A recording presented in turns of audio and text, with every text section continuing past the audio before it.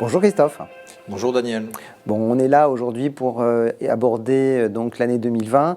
Je voudrais bien avoir ta vision en tant que responsable de la gestion action de Crédit Mutuel Asset Management.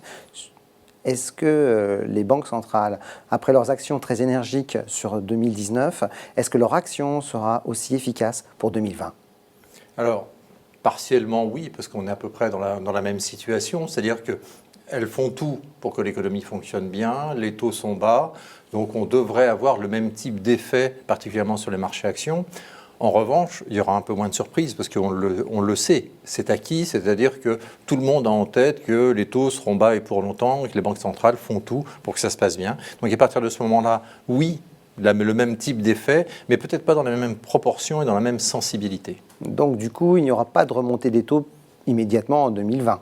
Alors, ce n'est pas notre scénario central. Il ne faut jamais dire jamais, bien sûr.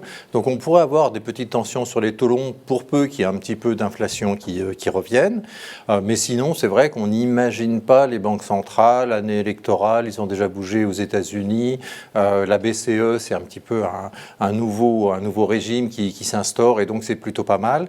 Juste une petite chose, c'est qu'on a vu la banque de Suède, la Riksbank, qui a remonté ses taux, qui étaient en négatif, passer à zéro, parce qu'il y a un effet qui est assez bizarre, c'est quand les taux sont négatifs, eh bien ça, quelque part, gêne les agents économiques qui ont tendance à épargner, ce qui est un petit peu surprenant. Donc en fait, peut-être que s'il y avait une petite remontée des taux, ce serait de voir les taux de la BCE revenir vers zéro, mais ce ne serait pas un signal de hausse des taux, mais plutôt un excellent signal pour l'ensemble des acteurs économiques. Donc ça peut être une chose, mais ce n'est pas une prévision, c'est qu'on a vu la Riksbank faire ça, et pourquoi pas. Compte tenu des indices actuels, 2020, est-ce que ce sera plutôt la gestion active ?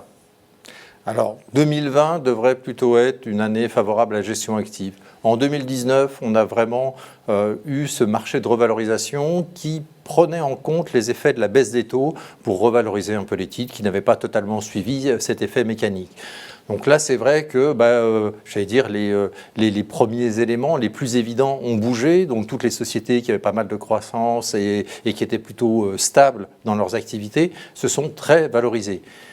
Deuxième année, on ne va pas recommencer exactement la même chose. Donc on est toujours dans ce contexte-là. Donc oui, en effet, les marchés peuvent monter un peu, mais pas dans la même proportion et peut-être pas toujours avec les mêmes suspects. Donc on va changer un peu de suspects et on va devoir les chercher. Donc là, il va falloir investiguer un peu plus. Et donc, qui dit investiguer, dit simplement aller chercher plus, faire de la sélection de valeurs et en effet un marché plus sélectif, donc certainement favorable à la gestion active. Du coup, est-ce que les petites et moyennes valeurs vont repartir aussi ?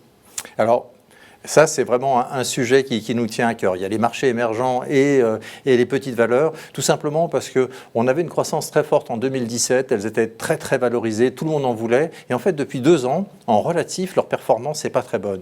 Et ça, c'est un peu injustifié parce que ce tissu d'entreprise continue à être extrêmement dynamique, continue à progresser, et donc on s'aperçoit qu'en valorisation relative, eh bien, je me permettrais de dire qu'elles ont digéré les excès de 2017, je le dis de manière caricaturale, et maintenant se retrouvent assez intéressantes et valorisées normalement.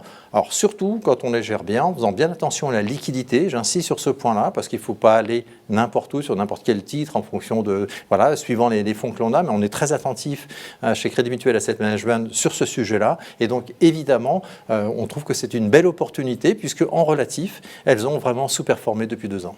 Je vois que tu nous as mis un petit graphique.